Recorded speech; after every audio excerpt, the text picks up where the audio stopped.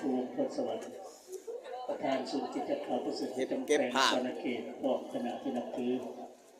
และโคเฮียนทางการศาสตราจารย์เอสกินสวัสดิ์ประธานศูนย์กิจการประสิทธิประจำพระพุทธพระองค์สำหรับโอกาสเวลาที่พระเจ้าได้ทรงจัดเตรียมและนำพาผู้ลูกทั้งหลายได้มาถึงสถานที่นี้เพื่อจะมีส่วนในการแบ่งเบาความทุกข์โศกที่เกิดขึ้นอยู่ในท่ามกลางครอบครัวนี้โดยมีลูกชายที่หักของพระองค์ได้ลาจากโลกนี้แล้วยังเหลือแต่หักได้ที่ให้วิญญาณที่จะเหลือ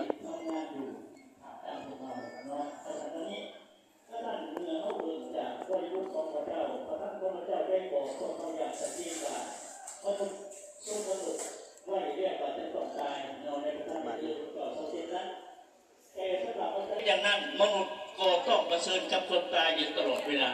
เนาะทำไมเพราะว่าแม้แต่ว่าเขาจะเกิดไว้จะมาได้เขาจะอยู่ได้เขาไปใช้ได้เห็นนั่งได้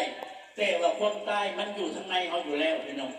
ก็ท่านให้เหมือนเป็นดังนั้นแต่ว่าในขณะที่ว่าเขาเกิดไว้ไปมาพร้อมทั้งดำรงอยู่ความตายก็คอยครอบงำชีวิตของพวกเขาอยู่ตลอดเวลาชีวิตกำลังแสดงฤทธิ์อยู่ในพระเจ้าพี่น้องเอ้ยกับเด่นน้องมีสองอย่างมีอย่างใดแน่ต้นหนึ่งสีนี่และอีกต้นหนึ่งสีขาวกระเพาะนมสีขาวในสุขภาพร่างกายที่มันจะไปแต่พ่อนสปีกก็สีขาวพี่น้องนี่เบื้องหลังตัวนี้เบื้องหลังเด้อท่านพวกเรือเลี้ยงแม่ครัวนี่แถวนี่อ้าวพ่อก็ดีเลยนี่ตัวอย่างอวัยวะภายในส่วนและส่วนยุบพี่น้องจะเป็นยังไงพี่น้องตายเลยพี่น้องแขนขาดหูวินแถวเดียส่วนตายอันเป็นอวัยวะภายนอกนี่แหละมันจะบอกว่า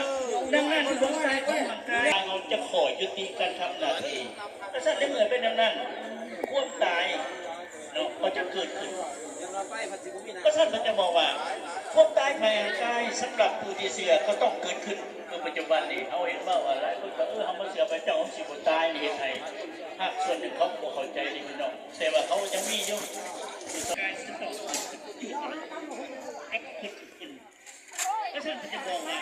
ในความจริงแล้วท่านพระเจ้าได้เปิดเผยเกี่ยวกับความตายภายในกายของผู้ที่เสียที่อยู่สังขาร